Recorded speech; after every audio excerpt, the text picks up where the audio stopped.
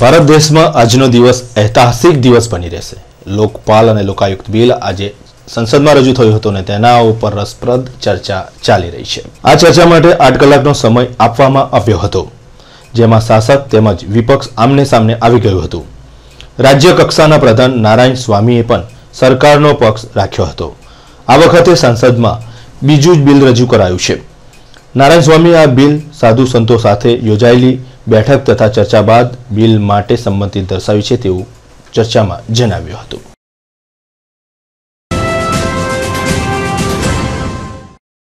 Lokpal bill બાબતે UPA सरकारे आज दिन सुधी कोई निर्णय नहीं लेता आखिर अन्ना हजारे 3 દિવસના ઉપવાસ ઉપર ઉતરી ગયા છે। अन्ना हजारे મુંબઈના બાંદ્રા વિસ્તારમાં આવેલ MMRDA મેદાનમાં 3 દિવસના ઉપવાસ કરશે।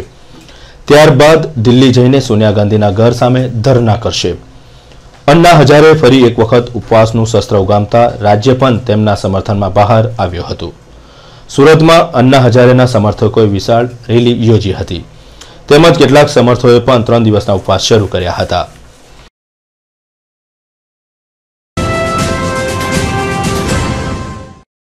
ગોધરા હત્યાકાંડ અને તેના બાદ થયેલા કોમી રમખાણોની તપાસ જસ્ટિસ નાનાવટી પંચ કરી રહ્યું છે। જસ્ટિસ નાનાવટી પંચ સમક્ષ માજી ગૃહપ્રધાન ગોરધન ઝડફિયા આજે જવાબ આપવા માટે ઉપસ્થિત થયા હતા। ગોધરા હત્યાકાંડ તેમજ ત્યારબાદના રમખાણોની તપાસ કરતા જસ્ટિસ નાનાવટી પંચ સમક્ષ ભૂતપૂર્વ ગૃહપ્રધાન ગોરધન ઝડફિયા ઉપસ્થિત થયા હતા। જનસંઘર્ષ સમિતિએ આ બનાવમાં ઉલટ તપાસની માંગ કરતી અરજી કરી હતી, જે સંદર્ભે નાનાવટી પંચે ગોરધન ઝડફિયાની ઉલટ તપાસ શરૂ કરી છે। ખેડામાં આવેલા રંગ અવધૂત મહારાજના આશ્રમમાં 8 જેટલા લૂંટારાઓ ત્રાટક્યા હતા અને ભારે આતંક મચાવતા લોકોમાં દહેશત ફેલાઈ જવા પામી છે। ખેડામાં આવેલ રંગ અવધૂત મહારાજના આશ્રમમાં 8 જેટલા ધાડપાડુઓએ આતંક મચાવતા ખોફનો માહોલ છવાયો હતો। હથિયારધારી હત્યારાઓએ આશ્રમના લોકોને બાનમાં લઈને તમામને પૂરી દીધા હતા।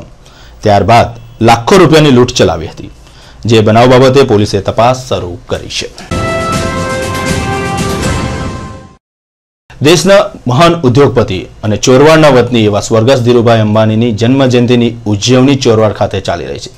आज चोरवाड़ खाते अंबानी परिवार पहुंचता उत्साहनो माहौल छवायेलो जोवा मळ्यो हतो। चोरवाड़मां अंबानी परिवार हेलिपेड मार्फते आव्युं हतुं। आज अनिल तेमज तेमना पत्नी टीना अंबानीए चोरवाड़ पहोंची पूजाविधि करी हती तेमज धीरूभाई अंबानी मेमोरियल हाउसनुं लोकार्पण कर्युं हतुं। आजना प्रसंगने अनुलक्षीने एक समय ज्यां लाइट न हती ते समग्र चोरवाड़ने लाइट थी संगारवामां आव्युं छे।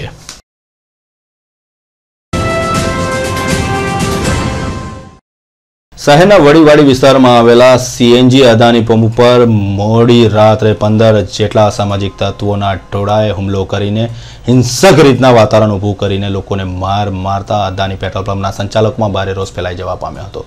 बनावना पगले घटना स्थळे पोलीस दौड़ी आई हती अने गुनो नोंधीने आवा तत्वोने जेर करवानी तजवीज हाथ धरी छे। उल्लेखनीय छे के मोडी रात्रे बनेला बनावने कारणे ठंडीनी ऋतुनी अंदर पण गरमाटो आवी गयो हतो। अदानी पंपना संचालको अने सीएनजी पेट्रोल पंप उपर कार्य करता कर्मचारीओने मूढमार मारवामां आव्यो हतो। नग्न तीक्ष्ण हथियारो साथे आ सामाजिक तत्वो त्यां दौड़ी आव्या हता। 15 जेटला टोळाओए कर्मचारीओ पर हुमलो करता कर्मचारीओमां पण दहशत फैलाई जवा पामी हती। त्यारबाद पोलीसનું આગમન થયું અને હુમલાખોરો ધીરે ધીરે ત્યાંથી પલાયન થઈ ગયા હતા। પ્રાપ્ત માહિતી મુજબ વડીવાડી સ્થિત અદાની સીએનજી ગેસ પંપ પર ગત રાત્રિના એક કાર ગેસ ભરાવા ગઈ હતી, જ્યાં ચાલકે જાતે જ પંપની નોઝલ કારની ટેન્કમાં નાખીને ગેસ ભરતા ડીલરે તેને ઠપકો આપ્યો હતો। બાદમાં બંને વચ્ચે ચડબડ થતા મામલો બીચક્યો હતો। કાર ચાલક થોડીક જ વારમાં 15 જેટલા લોકોનું ટોળું લઈને ધસી ગયો હતો।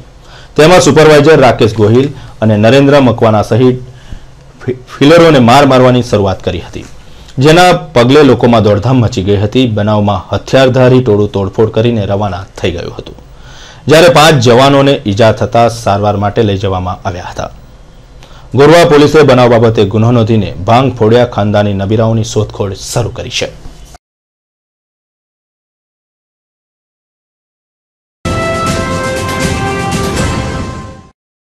आज सांजे शुक्र और चंद्र की वच्चे मनमोहक युति सर्जाशे। चंद्र और शुक्र वच्चे मात्र 6 डिग्री अंतर जोवा मळशे। आम तो अवारनवार आकाश में कोई ने कोई अवकाशी घटना बनती होय छे, क्यारेक उल्का वर्षा तो क्यारेक ग्रहण तो क्यारेक ग्रहों और ताराओनी मनमोहक युति सर्जाय छे। एवी ज मनमोहक युति आज શહેરીજનોને નિહાળવા મળશે। આજે સાંજે 7:30 કલાક દરમિયાન ચંદ્ર અને શુક્ર આભાસી રીતે એકબીજાથી ખૂબ જ નજીક આવી જશે। તેમની વચ્ચે માત્ર 6 ડિગ્રીનું અંતર રહેશે। શુક્ર અને ચંદ્રની મનમોહક યુતિ વર્ષમાં એક જ વાર સર્જાય છે। તેમાં પણ આ વર્ષે શુક્ર સૂર્યાસ્ત બાદ 1.5 કલાક સુધી આકાશમાં દેખાતો હોવાને લીધે આ યુતિ મનમોહક બનશે। આ અંગે વાતચીત કરતા શહેરની ગુરુદેવ વેધશાળાના ખગોળ અભ્યાસુ દિવ્ય દર્શન પુરોહિતે જણાવ્યું હતું કે પૃથ્વી પર પડતો સૂર્યનો પ્રકાશ પરાવર્તિત થઈને ચંદ્ર પર પડશે, જે ચંદ્રની ઉપરના ભાગ ઉપર વાદળી રંગનો પ્રકાશ ફેલાવશે। આ અવકાશી ઘટનામાં પૃથ્વીના લીધે ચંદ્રનો ચોક્કસ ભાગ પ્રકાશિત થતો હોવાને લીધે તેને અર્થ સાઇન કહેવાય છે। આમ શુક્ર ચંદ્રની વચ્ચે 6 ડિગ્રીના અંતરે આવી જવા ઉપરાંત અર્થ સાઇનની ખગોળીય ઘટના એક સાથે થતી હોવાને લીધે આ યુતિ મનમોહક બની રહેશે। શહેરના નાગરિકોએ માણી હશે, એમાં ઇસ્લામ ધર્મના ચિહ્ન થયું હતું ચંદ્રની ઉપર ડાબા હાથે શુક્ર તારો 12 ડિગ્રીનો હતો। એ લોકો જે જોવાની ચૂકી ગયા છે, એ લોકો અત્યારે બહાર આ સમાચાર જેવા પૂરા થાય એવા તરત બહાર જઈને જોજો તો પશ્ચિમ દિશામાં 7:45 વાગ્યા સુધી અત્યારે યુતિ ચાલી જ રહી છે મારી સામે, તો તમને જોવા મળશે કે 7:45 વાગ્યા સુધી શુક્ર ગ્રહની બાજુમાં ચંદ્ર હશે, અતિ અદ્ભુત હશે। ત્રીજનો ચંદ્ર હશે, એની બાજુમાં શુક્ર ગ્રહ હશે અને માથા પર બરાબર ઉપર તમને અત્યારે ગુરુ ગ્રહ દેખાતો હશે। એટલે ટૂંકમાં એવું કહી શકાય કે 3 સૌથી ચમકતી આકાશની વસ્તુ ત્યાં તમને જોવા મળશે। અને ત્રીજી બહુ મહત્વની વસ્તુ જોવા મળશે, એ હજી આવતા 7-8 દિવસ સુધી જોવા મળશે અને એ છે અર્થ સાઇન અથવા ડા વિન્સી ગ્લો। એમાં જે ચંદ્રનો નીચેનો ભાગ છે, ચમકતો ભાગ, એની ઉપરનો ચંદ્ર આપણને 20-30 પછીનો ચંદ્ર દેખાય નહીં, પરંતુ એ ભૂરી છાયાવાળો ચંદ્ર દેખાશે। ખરેખર એ ચંદ્ર શું છે? રિફ્લેક્શન છે। પૃથ્વીનો જે પ્રકાશ ચંદ્ર પર પડે, સૂર્યનો પ્રકાશ પૃથ્વી પર પડે, પૃથ્વી પરથી જે રિફ્લેક્ટ થાય છે એનું રિફ્લેક્શન છે, એ અર્થ સાઇન ગ્લો તરીકે જોવા મળે છે। તો આ સમાચાર પૂરા થયા તરત જ મિત્રો તમે જઈ અને આકાશી પરથી આ એક અદ્ભુત યુતિને નિહાળજો। મહારાજા સયાજીરાવ યુનિવર્સિટીની સૌથી મોટી કોમર્સ ફેકલ્ટી છે। આ કોમર્સ ફેકલ્ટીમાં હંમેશા પ્રાધ્યાપકો રાજકારણમાં રચ્યા પચ્યા રહે છે। ફેકલ્ટી અને યુનિવર્સિટીનું તો જે પણ થવાનું હોય તે થાય, પરંતુ પોતાનો ઘોડો આગળ રહેવો જોઈએ તેવી કદાચ નીતિ અમુક કહેવાતા પ્રાધ્યાપકો અપનાવી રહ્યા છે। હર હંમેશા જ્યારે વાઇસ ચાન્સલર બદલાય ત્યારે આ વાઇસ ચાન્સલર કોની તરફી છે તેના માટે જોર લાગતું હોય છે અને જેના તરફી વાઇસ ચાન્સલર હોય છે એ જૂથની અંદર પ્રાધ્યાપકો ગેલમાં આવી જતા હોય છે। પછી આડેધડ નિર્ણયો યુનિવર્સિટીમાં લેવાતા હોય છે, કાયદાનો ખુલ્લેઆમ ભંગ થતો હોય છે અને ત્યારબાદ સગા વાલા દવલાને ફાયદાઓ અપાતા હોય છે। છેલ્લા ઘણા વર્ષોથી આવી નીતિ યુનિવર્સિટીમાં ઘર કરી ગઈ છે। યુનિવર્સિટીને ગરિમાને કલંક લાગવાનો હોય તો લાગે, પરંતુ પોતાના સગા વાલા દવલા લોકોને ફાયદો ચોક્કસપણે થવો જોઈએ। પોતાના ભરાતા ટેન્ડર, પોતાનો સપ્લાય થતો સીન, પોતાની રેતીથી માંડીને કલર કામ સુધીના કોન્ટ્રાક્ટ અને કેન્ટીનના કોન્ટ્રાક્ટમાં ભાગ રહેવો જ જોઈએ। આવી નીતિ ઘણા બધા અખત્યાર કરે છે અને કોમર્સ ફેકલ્ટી લઈને યુનિવર્સિટીમાં પોતાનો જ ઘોડો આગળ રાખવાની પેરવીમાં કદાચ શિક્ષણથી પણ દૂર રહે છે। કોમર્સ ફેકલ્ટીના ઇકોનોમિક્સ ડિપાર્ટમેન્ટની વાત કરીએ તો તાજેતરમાં જ હેડની નિમણૂક કરવામાં આવી। સૈયદ સાહેબને નિમણૂક કરવામાં આવી। ચોક્કસપણે તેની પાછળ રાજકારણ રમાયું હોવાનું ઇકોનોમિક્સ ડિપાર્ટમેન્ટના પ્રાધ્યાપકોમાં ચર્ચાઈ રહ્યું છે। આ ડિપાર્ટમેન્ટની અંદર ઘણા બધા પ્રોફેસર લેવલના પ્રાધ્યાપકો છે। કેટેગરી પ્રમાણે તેમની જ નિમણૂક થવી જોઈએ, સિનિયોરિટી પ્રમાણે પણ તેમની નિમણૂક થવી જોઈએ, પરંતુ તમામ કાયદાઓ, નીતિ નિયમો નેવે મૂકીને સૈયદ સાહેબની નિમણૂક થતાં ઘણો બધો કચવાટ આ ડિપાર્ટમેન્ટમાં જોવા મળી રહ્યો છે।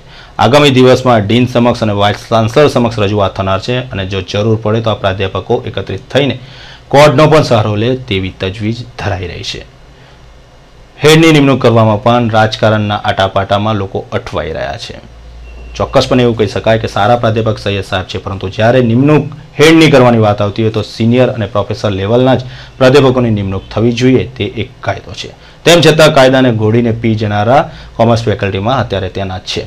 પોતે વધારે શિક્ષણ લીધું નથી તેમ છતાં પણ બીબીએના લેક્ચર લેવા જાય છે અને ભૂતકાળની અંદર આ જ બીબીએના વિદ્યાર્થીઓ તેમને કદાચ અંગ્રેજી સારું ભણાવતા નથી આવડતું તેવું કહીને બહાર હાંકી કાઢ્યા હતા। આ એ જ પ્રાધ્યાપક છે જે યુનિવર્સિટીનો ઝંડો લઈને ફર્યા કરે છે। આ એ જ પ્રાધ્યાપક છે જે હંમેશા ચૂંટણી અને પ્રાધ્યાપકોના કાવાદામાં રચ્યા પચ્યા રહે છે। પોતાના રાજકીય આંકાઓને ત્યાં ગુડ મોર્નિંગ કરીને યુનિવર્સિટીમાં પોતાનો ઝંડો લઈને ફરતા આવા પ્રાધ્યાપકો ચોક્કસપણે કોમર્સ ફેકલ્ટીને નુકસાન કરી રહ્યા છે। આગળનો સમય જ બતાવશે કે હવે પ્રાધ્યાપક પણ કોર્ટનો માર્ગ અખત્યાર કરે છે કે રજૂઆત કરીને આંદોલનનો માર્ગ અખત્યાર કરે છે, પરંતુ કોમર્સ ફેકલ્ટીમાં આવા વિવાદો સર્જાતા રહે છે। શહેરમાં ગાંધીનગર ગૃહ ખાતે આજે વિવિધ સંસ્થાઓના કાર્યકરો અને હોદ્દેદારો એકઠા થઈને અન્ના હઝારેના ભ્રષ્ટાચાર વિરુદ્ધના આંદોલનમાં જોડાયા હતા। મુંબઈમાં અન્ના હજારેનું ઉપવાસ આંદોલન આજે શરૂ થયેલ છે. વડોદરામાં સામાજિક પ્રવૃત્તિ કરતી કેટલીય સંસ્થાઓના હોદ્દેદારો અને કાર્યકરો અન્ના હજારેના ઉપવાસ આંદોલનમાં જોડાયા હતા. ગાંધીનગર ગૃહ ખાતે આજે અન્ના હજારેની ગાંધી ટોપી પહેરીને ઉપવાસ આંદોલનકારીઓએ સૂત્રોચ્ચાર કરતા ભારે આકર્ષણનું કેન્દ્ર બન્યા હતા. વડોદરાની જનતા અને વડોદરા વતી પણ અમે લોકો અન્નાજીના સપોર્ટમાં બેઠા છીએ અને અન્નાજી એક અન્નાજી નથી, 121 કરોડ અન્નાજી છે. એટલે જનતાને ખાસ નમ્ર વિનંતી કે આપણા બધા માટે અન્નાજી જ્યારે કરતા હોય ત્યારે આપણે પણ આ પ્રજા તરીકે આપણી પણ ફરજ બને છે અને રાષ્ટ્રની માટે આપણે 1 દિવસ 2 દિવસ 3 દિવસનો ભોગ આપીએ.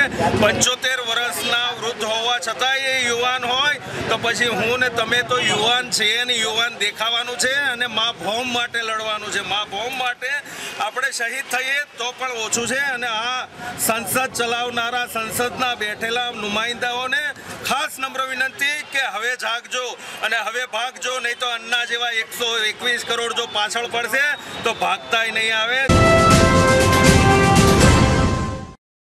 ખેલ મહાકુંભ અંતર્ગત વડોદરા શહેરમાં આંતરરાષ્ટ્રીય કબડ્ડી સ્પર્ધા યોજાવાની છે. કબડ્ડીની રમતને દેશની તમામ રમતોની જેમ વિશેષ સ્થાન મળે અને તેનો બહોળો પ્રચાર થાય એ હેતુથી આજે કબડ્ડી સ્પર્ધાના અનુસંધાને વિશાળ રેલી કાઢવામાં આવી હતી, જેમાં વિવિધ રમતવીરો પણ જોડાયા હતા. કબડ્ડી એસોસિએશન દ્વારા 38મી જુનિયર કક્ષાની કબડ્ડી સ્પર્ધાનું આયોજન આજથી 30 તારીખ સુધી ગુજરાત પબ્લિક સ્કૂલ ખાતે યોજવામાં આવેલું છે. તો વડોદરાના સમગ્ર રહેવાસીઓને અમારું કબડ્ડી એસોસિએશન તરફથી હાર્દિક આમંત્રણ છે અને એના ભાગરૂપે સમગ્ર ભારતમાંથી આવેલા બધા ખેલાડીઓની એક રેલી યોજી અને વડોદરામાં કબડ્ડી રમતનો ઉત્સાહ વધારવાનો એક અમે પ્રયત્ન કરી રહ્યા છીએ.